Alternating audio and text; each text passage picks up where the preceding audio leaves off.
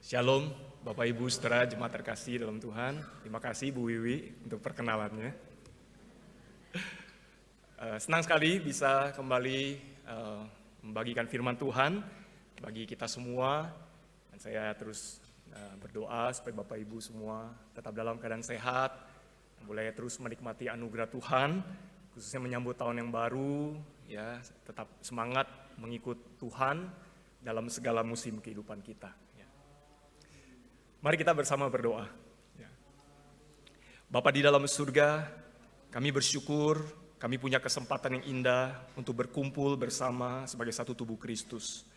Dan kalau sebentar kami mau mendengar firman-Mu, hati kami sudah siap dan kiranya Engkau berbicara kepada kami melalui firman yang kami renungkan bersama-sama, supaya kami pulang dari ruang ibadah ini, kami bukan menjadi pribadi yang sama seperti kami datang, tapi kami boleh pulang menjadi pribadi yang baru, menjadi manusia baru yang diubahkan oleh Tuhan, makin hari makin serupa Kristus.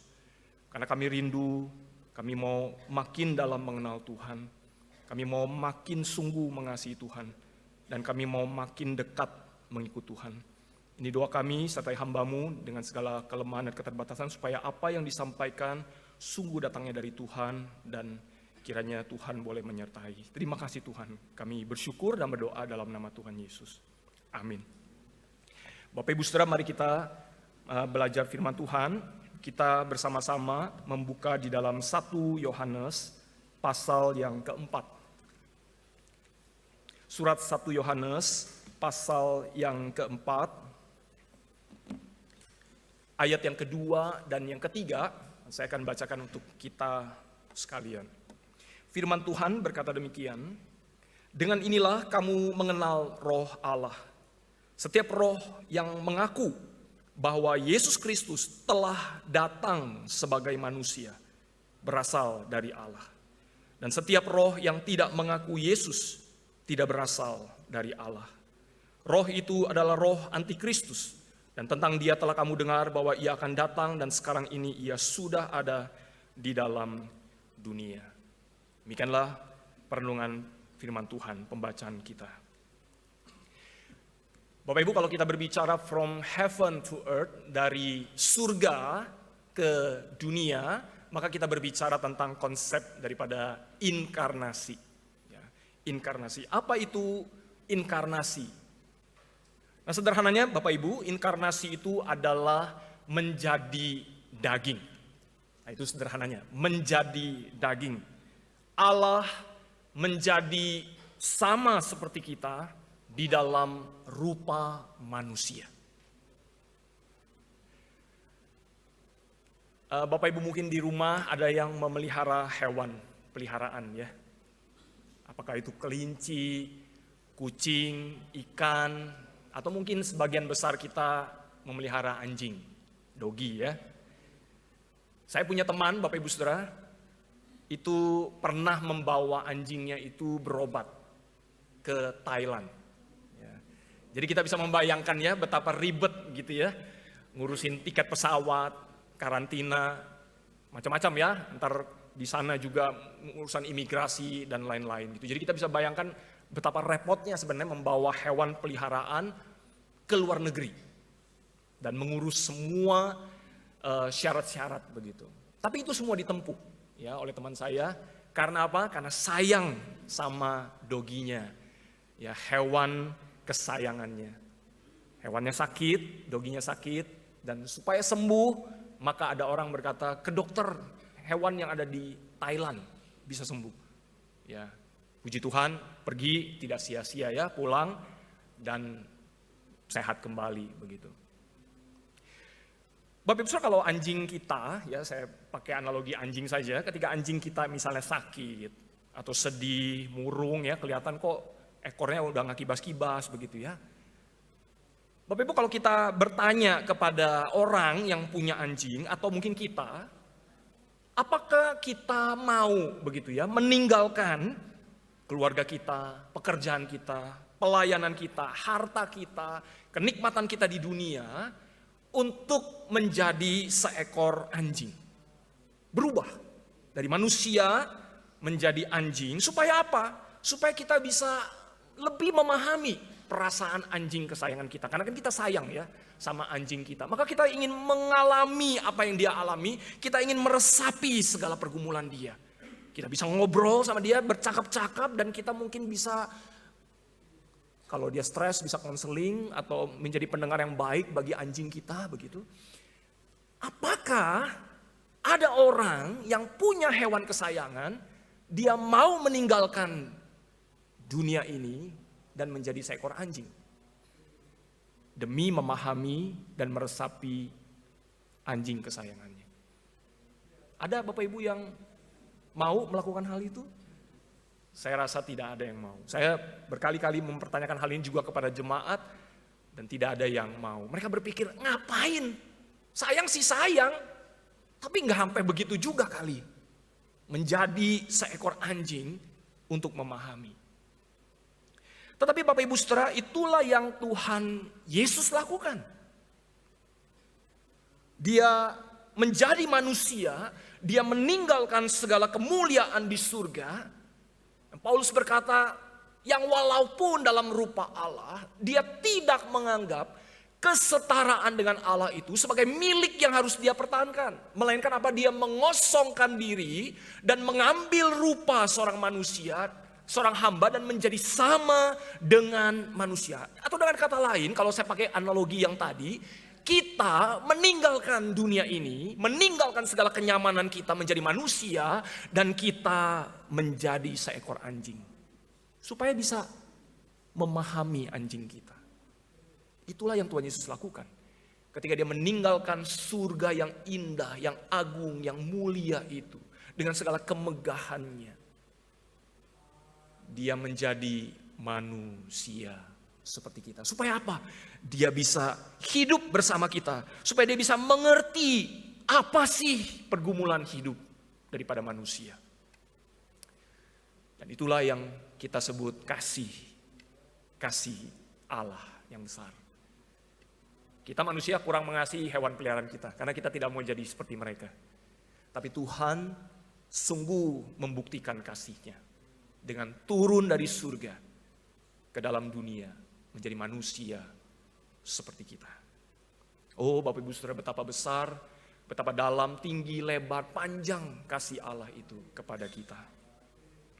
Yohanes pasal 1 ayat 14 berkata, firman itu telah menjadi manusia dan tinggal di antara kita. Jadi ini bukan janji-janji Mesias yang dijanjikan 400-500 tahun yang lalu, tetapi tidak pernah kunjung datang.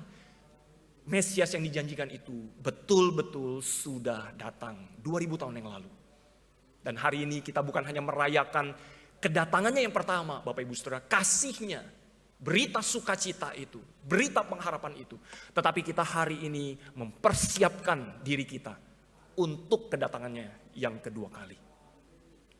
Bapak Ibu Saudara, 1 Yohanes pasal 1 ayat 1 juga dikatakan, apa yang ada sejak semula yang sudah kami dengar, yang telah kami lihat dengan mata kami, yang telah kami saksikan, dan yang telah kami raba dengan tangan kami tentang firman hidup. F-nya pakai huruf besar, ini merujuk kepada pribadi daripada Kristus. Itulah yang kami tuliskan, kata Yohanes. Jadi para rasul itu memang membuktikan bahwa kedatangan Tuhan Yesus itu betul-betul nyata. Mereka menyaksikannya sendiri. Nah, apa yang Yohanes tuliskan di dalam 1 Yohanes pasal 4 ini Bapak Ibu Saudara? Sesungguhnya sebenarnya sedang mengcounter apa yang bidat pada waktu itu. Bapak Ibu Saudara, waktu itu bidat daripada doketisme itu, mereka itu berusaha untuk mengacaukan pengajaran iman Kristen di dalam gereja. Ajaran bidat ini mengajarkan bahwa Tuhan Yesus itu hanya tampak seperti manusia. Tetapi sebenarnya Yesus bukan manusia. Dia hanya kelihatannya saja seperti manusia. Tetapi dia bukan manusia sejati. Mereka mengakui Yesus adalah Allah. Tapi tidak mengakui dan tidak menerima Yesus adalah manusia. Hanya kelihatan saja. Nampaknya saja seperti manusia. Tapi bukan manusia sejati. Bapak Ibu Saudara, ini sama sekali bukan doktrin daripada para rasul. Para rasul jelas berkata, dia betul-betul datang dalam rupa manusia. Kami melihatnya sendiri, kami merasakannya sendiri, kami menyentuhnya. Kami mengalami persekutuan dengan dia. Dan Yohanes berkata, jika ada orang yang mengatakan Yesus tidak betul-betul datang dalam rupa manusia, orang itu adalah seorang antikristus. Artinya seseorang yang menolak Yesus yang datang sebagai manusia. Menentang wahyu Allah di dalam diri putranya yang menjadi manusia di antara kita. Bapak Ibu Saudara, Yohanes, Paulus dan para rasul lainnya memberitahu kita bahwa Yesus betul-betul datang dalam rupa manusia. Dan dia tinggal bersama dengan kita. Dia bersama kita dengan tubuh yang bisa lelah dan dia membutuhkan istirahat juga. Dia bisa lapar, dia membutuhkan makan dan minum dengan syaraf-syaraf yang bisa merasakan sakit, dengan kulit yang bisa ditusuk oleh paku. Dia adalah manusia sejati. Bapak Ibu Saudara, apa makna daripada inkarnasi hari ini untuk kita? Apa yang menjadi signifikansi inkarnasi dalam hidup kita hari ini? Kalau kita menerima Yesus adalah manusia yang datang, yang adalah Allah yang datang dari surga menjadi manusia. Apa signifikansinya buat kita hari ini? Ada 5 poin yang akan saya bagikan untuk kita renungkan bersama-sama. Yang pertama, Bapak Ibu Saudara, inkarnasi, kedatangan Yesus dari surga ke dalam dunia itu membuat kita dapat mengenal Allah. Ini yang pertama. Tuhan Yesus pernah berkata, aku dan Bapa adalah satu. Siapa yang sudah melihat aku, dia sudah melihat Bapa. Dan percayalah kepadaku bahwa aku di dalam Bapa dan Bapa di dalam aku. Intinya Bapak Ibu Saudara, Tuhan Yesus ingin berkata, jika engkau ingin tahu seperti apa Allah itu, yang transenden itu, yang bersifat roh itu, yang maha besar, maha kuasa, maha mulia, maha kasih itu, yang tidak bisa kita lihat dengan kasat mata kita, Allah yang besar itu. Kalau engkau ingin melihat Allah, engkau bisa melihatnya melaluiku, kata Tuhan Yesus. Seorang teolog bernama Graham Cole, dia berkata, Yesus adalah jendela hati Allah. Mendengarkan Yesus berarti mendengarkan sabda Allah. Melihat Yesus berarti melihat karakter Allah. Dan mengamati Yesus berarti melihat Allah itu bekerja. Bapak Ibu Saudara, Allah kita bukan Allah yang transenden, yang jauh. Tetapi Allah kita adalah Allah yang imanen, Allah yang sangat dekat dengan kita. Karena Tuhan Yesus adalah Allah yang turun menjadi manusia. Pandanglah palungan, pandanglah salib. Di situ kita akan melihat kasih Allah yang begitu besar. Bapak Ibu, kalau Allah sudah sedemikian terang-terangan membuka akses dirinya untuk dikenal oleh kita, maukah kita hari ini makin hari makin dalam mengenal Dia? Kita adalah manusia yang tidak mencari Allah. Itulah mengapa Allah yang mencari kita. Allah membuka dirinya untuk dikenal oleh kita. Kalau kita punya akses yang begitu luar biasa, pertanyaannya, mengapa kita tidak menggunakan dan memanfaat akses itu sebaik-baiknya? Bapak Ibu Saudara, seorang bernama Tim Keller, dia berkata, satu-satunya orang yang berani membangunkan sang raja jam 3 pagi untuk hanya minta segelas air putih, itu hanyalah seorang anak. Dan kita punya akses seperti itu. Karena kita adalah anak-anak Allah. Kita punya Bapa di surga yang memperhatikan kita dan yang mengasihi kita. Kita punya akses seperti itu. Mari kita pakai akses yang luar biasa ini untuk kita makin dalam mengenal Allah kita. Betapa indah ketika kita bisa memahami setidaknya dengan segala keterbatasan kita, mengenal Allah makin dalam lagi, makin dalam lagi. Ini yang pertama Bapak Ibu Saudara, inkarnasi membuat kita bisa mengenal Allah. Dan kita punya akses itu. Yang kedua, inkarnasi memberi contoh kepada kita kehidupan Kristen yang rendah hati. Bapak Ibu Saudara, kisah Natal adalah kisah tentang Tuhan yang turun. Tuhan yang mendekat. Tuhan yang menjadi bayi, Tuhan yang menjadi hamba, Tuhan yang menjadi seperti penjahat yang dihukum di kayu salib. Itu semua demi kita. Tuhan Yesus datang menjadi manusia, itu memberi contoh dan teladan kepada kita bagaimana seharusnya manusia itu hidup, apalagi anak-anak Tuhan. Yang mengenal Dia, yang sudah terbuka hatinya, diisi oleh kebenaran firman Tuhan. Seharusnya setiap anak Tuhan yang adalah manusia di muka bumi ini mengarahkan dirinya mengikut Yesus dan segala kehidupannya.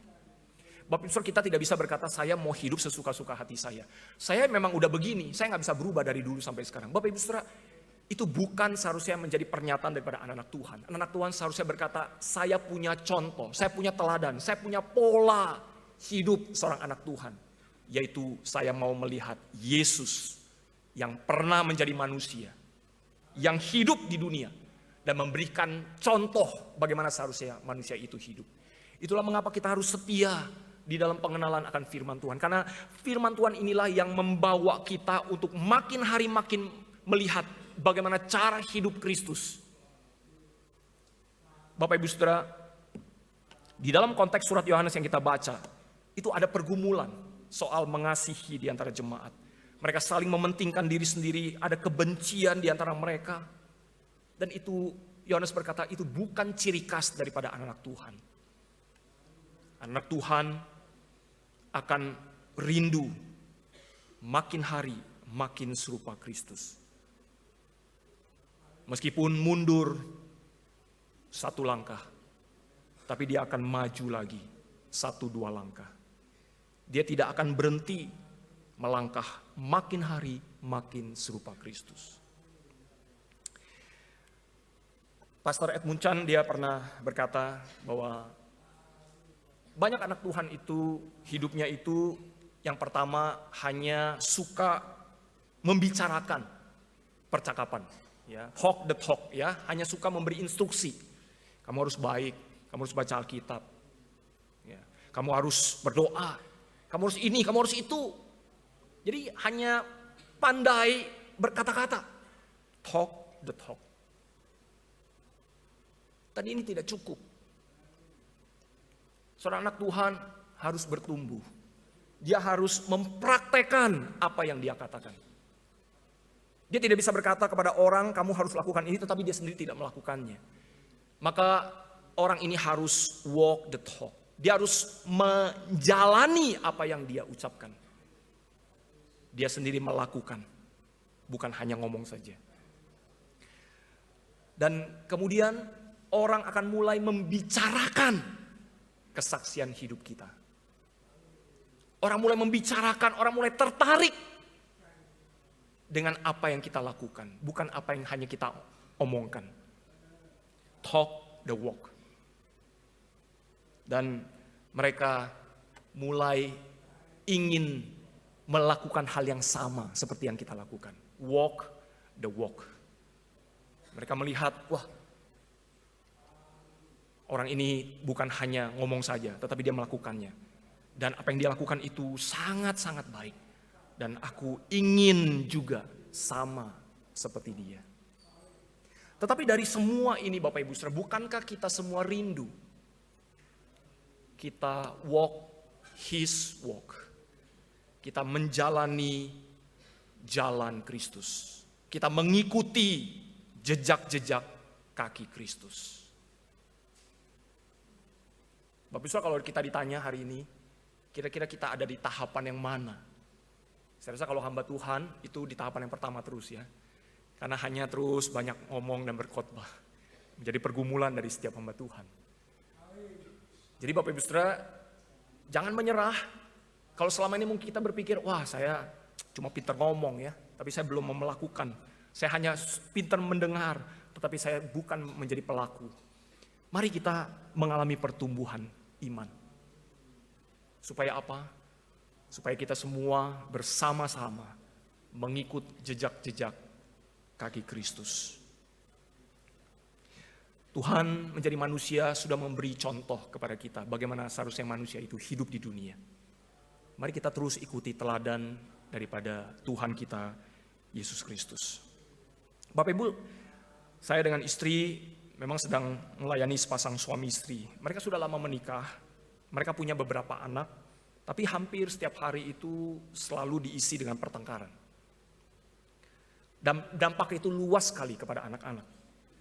Bapak Ibu, saya berkata kepada sang suami, saya berkata bagaimana cara kamu memperlakukan istrimu adalah bagaimana cara kamu memperlakukan Allah sebenarnya. Pernahkah kamu mikirin hal itu? Cara kamu memperlakukan istrimu itu bagaimana cara kamu memperlakukan Tuhan. Menikah bukan kontrak antara dua insan, saya berkata. Menikah adalah sebuah persembahan kepada Allah yang menciptakan kita. Kasihilah istrimu bukan karena dia layak mendapatkan kasihmu, tapi karena dia yang layak mendapatkannya. Kasihilah istrimu bukan karena istrimu layak mendapatkan kasihmu, tetapi kasihilah istrimu karena Tuhan layak mendapatkan kasih itu. Bapak Ibu Saudara, kita punya Tuhan yang memberikan contoh kepada kita dengan dia berinkarnasi menjadi manusia. Maukah kita terus berjalan mengikut jejak kaki Kristus? Yang ketiga, Bapak Ibu Saudara, inkarnasi memberikan kelegaan kepada kita bahwa Allah itu memahami segala pergumulan kita di dunia. Kita bersyukur sekali Bapak Ibu Saudara. Tuhan kita Yesus Kristus menjadi manusia bukan Allah yang jauh ternyata. Yang seolah-olah tidak memahami pergumulan kita di dunia. Tetapi Allah kita itu begitu dekat. Dia begitu mengerti karena dia pernah merasakan apa yang kita rasakan di dunia. Dia pernah menjadi manusia, tinggal bersama dengan manusia. Dan merasakan apa yang manusia alami.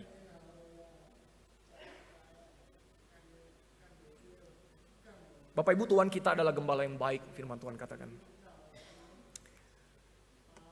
Mazmur pasal 23, Daud itu menggunakan konsep lembah. Ya, disebut sebagai lembah kekelaman.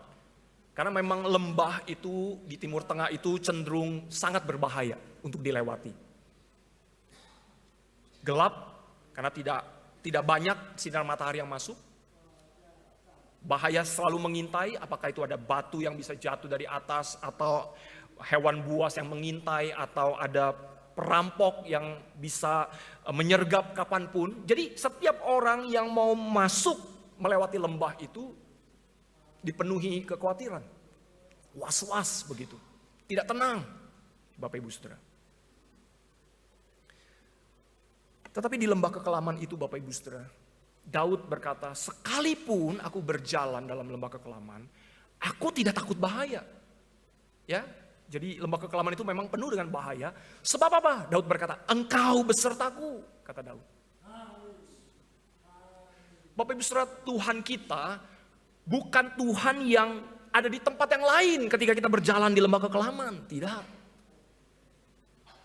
Tuhan kita bukan ada di tempat yang lain menunggu kita melewati lembah kekelaman. Tidak, Bapak Ibu Saudara. Tapi Tuhan kita, Yesus Kristus, yang berinkarnasi menjadi manusia itu, dia berjalan bersama dengan kita di lembah kekelaman itu. Dia beserta dengan kita, Bapak Ibu Saudara. Dia bukan Allah yang jauh menunggu kita, tapi dia bersama kita melewati lembah kekelaman. Dan membawa kita keluar dari lembah kekelaman itu menuju padang rumput yang hijau dan membawa kita ke air yang tenang. Kita bersyukur Bapak Ibu Saudara. Kita punya Tuhan yang berinkarnasi menjadi manusia dan dia berjalan bersama dengan kita sampai hari ini. Bapak Ibu Saudara, kita sadar bahwa dunia ini bukanlah rumah kita. Apa yang kita alami, pergumulan, penderitaan kita di dunia hanyalah sementara dibandingkan kemuliaan yang tersedia bagi kita. Bapak Ibu, kalau kita hari ini sedang menderita, seorang bernama David Ryu, seorang pastor ya, dia berkata kalau kita sedang dalam penderitaan dan pergumulan berat hari ini, pandanglah 3 hal, dia berkata. Yang pertama, pandanglah surga. Ingatlah kemuliaan yang sedang menanti kita. Yang kedua, dalam penderitaanmu pandanglah neraka. ingatlah apa yang seharusnya layak kita terima. Tapi kita tidak akan ke sana. Karena apa? Karena pandanglah salib. Disitulah Yesus sudah mengerjakan keselamatan untuk kita. Dia menderita menggantikan kita. Kalau di dalam penderitaan kita mengingat dan memandang 3 hal ini, maka penderitaan dan pergumulan kita akan menjadi lebih ringan. Bapak Ibu Saudara, kalau kita hari ini sedang dalam pergumulan dan penderitaan, ingatlah 3 hal ini. Pandanglah surga, di situ rumah kita akan ke sana. Pandanglah neraka, di tempat itu saya tidak akan berada. Pandanglah salib, yang memungkinkan semua ini terjadi. Karena Yesus menderita, mati, sudah menggantikan kita. Dan itu semua karena Tuhan Yesus datang ke dalam dunia, berinkarnasi. Yang keempat, supaya dia bisa menggantikan kita di kayu salib sebagai manusia berdosa. Bapak Ibu, Tuhan Yesus harus jadi manusia. Supaya apa? Dia bisa menggantikan kita di kayu salib. Kita tidak perlu naik ke kayu salib untuk menerima hukuman karena dosa dan pemberontakan kita kepada Allah.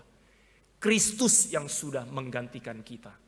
Dia sudah memenangkan pertempuran yang tidak bisa kita menangkan. Dia sudah memenuhi semua tuntutan hukum Taurat yang tidak bisa kita penuhi. Dia sudah tanggung semua murka Allah yang tidak sanggup kita tanggung. Semua Tuhan lakukan. Tuhan lewati demi Bapak Ibu Saudara dan saya. Seorang anak laki-laki bernama Bridger Walker, umur 6 tahun. Dia menyelamatkan adik perempuannya umur 4 tahun yang diserang anjing. Dia menutupi tubuh adiknya sehingga dia yang diterkam secara brutal oleh anjing itu, pipinya robek, digigit, sampai harus dapat 90 jahitan. Papanya tanya sama anaknya ini, yang luar biasa ini. Bridger, kenapa kamu mau melakukan hal ini? Jawaban dia luar biasa. Anak ini menjawab begini Bapak Ibu Saudara, saya harus melindungi adik saya. Kalau ada seseorang harus mati hari itu seharusnya saya, bukan adik saya. Dan itulah yang Tuhan Yesus lakukan. Tuhan datang ke dalam dunia, berinkarnasi, menjadi manusia. Supaya dengan keadaan manusia, dia bisa menggantikan kita, manusia yang berdosa. Naik ke atas kayu salib. Dan menyelesaikan semua dosa kita. Kita bersyukur Allah kita menjadi manusia. Yang terakhir Bapak Ibu Saudara, inkarnasi memastikan tubuh kebangkitan kita akan kita miliki di masa depan. Ketika Tuhan Yesus datang, dia datang sebagai salah satu dari kita Bapak Ibu Saudara. Dia mengambil tubuh manusia. Ketika dia bangkit di dalam tubuh. Ketika dia naik ke surga kepada Bapa, duduk di sebelah kanan Allah Bapa, dia naik di dalam tubuh. Dan suatu hari ketika dia kembali datang ke dunia untuk kedua kalinya, dia akan kembali dalam tubuh kemuliaan. Tubuh yang kita semua sebagai anak-anak Tuhan akan miliki. Karena Yesus memiliki tubuh kebangkitan itu, dia menjadi yang sulung, dia yang mendahului kita, memiliki tubuh kemuliaan itu. Dan kita mengikuti di belakangnya. Kita bersyukur Tuhan datang ke dalam dunia menjadi manusia berinkarnasi. Dia mati di atas kayu salib, dia bangkit di dalam tubuh kemuliaan. Dengan tubuh yang sama juga akan menjadi milik kita. Bagi Bapak Ibu Saudara hari ini yang bergumul dengan tubuh, dengan sakit penyakit, dengan segala kelemahan. Suatu hari Tuhan akan berikan tubuh kebangkitan yang baru. Bapak Ibu, ada seorang wanita Kristen di usia yang sudah tua, dia mulai sering lupa ingatan. Tapi dia seorang yang sangat mencintai firman Tuhan. Dia banyak hafal ayat Alkitab, Bapak Ibu Saudara ya. Menjadi contoh buat kita. Seorang ibu di usia lanjut, dia banyak hafal ayat Alkitab. Tapi akhirnya karena daya ingatnya mulai menurun. Hanya sisa satu ayat Alkitab yang melekat di benaknya. Yaitu ayat ini. 2 Timotius pasal 1 ayat 12. Cuma itu yang dia ingat, ayat favorit dia. Aku tahu kepada siapa aku percaya, dan aku yakin bahwa dia berkuasa memelihara apa yang dipercayakannya kepadaku hingga pada hari itu. Hanya satu ayat ini sisa yang dia ingat. Seiring berjalannya waktu, Bapak Ibu Saudara, dia mulai kehilangan, dia mulai melupa lagi, dan dia mulai kehilangan lebih banyak ayat ini. Ya, dan yang tersisa tinggal ini. Aku yakin bahwa dia berkuasa memelihara. Aku yakin bahwa dia berkuasa memelihara. Itu yang dia ingat. Sisa itu, sepotong kalimat. Menjelang akhir hidup, waktu dia terbaring di ranjang, keluarganya memperhatikan bibirnya itu bergerak-gerak. Seperti sedang mengucapkan sesuatu. Mereka dengar dan hanya satu kata yang terus diulang-ulang. Dan kata itu adalah kata dari ayat favoritnya yang tinggal sepotong kalimat. Nah, kita tebak-tebakan ya. Menurut Bapak Ibu, kata apa itu yang dia ulang-ulang? Yang tadi kebatian 1 udah gak boleh ngomong ya. Kata apa? Apa? Berkuasa, oke. Ada lagi? Yakin. Satu kata. Yakin, oke, yakin. Berkuasa. Ada lagi? Ada yang memelihara? Memelihara? Ya, memelihara ya. Memelihara ya. Oke. Semua hampir benar. Benar tapi hampir benar. Bapak Ibu Saudara, satu kata yang dia ulang-ulang, yang dia ingat di tengah segala keterbatasan dan kelupaan dia. Hanya satu kata. Betul. Dia. Dia. Kata dia. Dia terus ulang. Dia. Kristus. Yesus. Tuhan. Dia. Dia. Bapak Ibu Saudara, ketika kita sampai di akhir hayat kita, yang terpenting dalam hidup kita memang hanyalah Dia, Tuhan, bukan yang lain. Tapi alangkah indahnya kalau sejak hari ini tidak tunggu sampai akhir hayat. Hanya Dia yang kita sembah, yang kita puji, yang kita percaya. Terlepas dari kita yakin atau kita ragu-ragu. Terlepas dari apakah Tuhan Engkau menyatakan kuasa-Mu atau tidak. Terlepas dari apakah kita tidak melihat Tuhan memelihara atau tidak memelihara. Tapi kita mau berkata, hanya Engkau Tuhan yang ingin ku ikut, ku sembah, ku puji seumur hidupku. Maukah Bapak Ibu Saudara, kita terus hidup menyembah dan memuliakan Allah. Bapak Ibu, seorang pendeta dalam khotbahnya dia pernah berkata, apapun yang kita berikan kepada Tuhan, Bapak Ibu Saudara, itu sebenarnya datangnya dari Tuhan, betul ya? Apapun yang kita berikan kepada sesama kita, kepada Tuhan, kita persembahkan, itu semua datangnya dari Tuhan. Misalnya kita memberikan uang kita, harta kita, itu datangnya dari Tuhan, itu berkat dari Tuhan. Kita memberikan kasih kita kepada sesama kita, itu juga datangnya dari Tuhan. Tuhan melimpahkan kasih karunia-Nya kepada kita, sehingga kita bisa mengasihi sesama kita. Sebut apa saja, itu semua datangnya dari Tuhan. Tapi ada satu yang betul-betul dari diri kita. Itu apa? Penyembahan kita. Karena apa? Karena Allah tidak bisa menyembah kita, Bapak Ibu Saudara. Allah gak bisa menyembah kita. Allah adalah Allah, Dia tidak bisa menyembah manusia.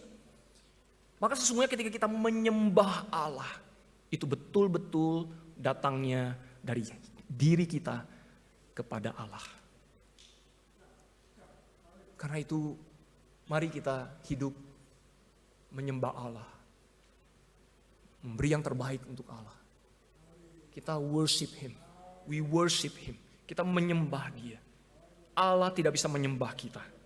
Karena itu penyembahan kita adalah penyembahan yang menyenangkan hati Allah. Karena itu datangnya dari hidup kita bagi Allah. Maukah hari ini kita hidup menyembah Allah, memberi penyembahan yang terbaik. 5 poin Bapak Ibu Saudara, inkarnasi membuat kita mengenal Allah, mengajarkan kita untuk rendah hati seperti Tuhan Yesus. Dan kita bersyukur Tuhan memahami segala pergumulan kita. Dia berjalan bersama kita di lembah kekelaman. Dan Dia menggantikan kita di kayu salib, sehingga kita beroleh jaminan keselamatan. Dan Dia akan memastikan tubuh kebangkitan yang Dia punya menjadi milik kita suatu hari nanti. Dan semua karena Allah mau datang dari surga, turun ke dalam dunia, menjadi manusia seperti kita. Mari kita tundukkan kepala, kita bersama berdoa. Bapa di dalam surga, kami sudah merenungkan firman-Mu. Kami memegang sungguh-sungguh akan pribadi Yesus yang adalah Allah yang sejati dan manusia yang sejati. Dan kami sudah belajar bagaimana inkarnasi Allah begitu berdampak besar dalam hidup kami hari ini. Biarlah ini menjadi iman kami yang kami pegang dalam mengikut Tuhan Yesus di setiap musim kehidupan kami, di segala badai kehidupan kami. Kami akan tetap menyembah-Mu sebagai Allah kami yang hidup. Terima kasih Tuhan. Kami bersyukur dan berdoa dalam nama Tuhan Yesus. Amin. Tuhan memberkati Bapak Ibu.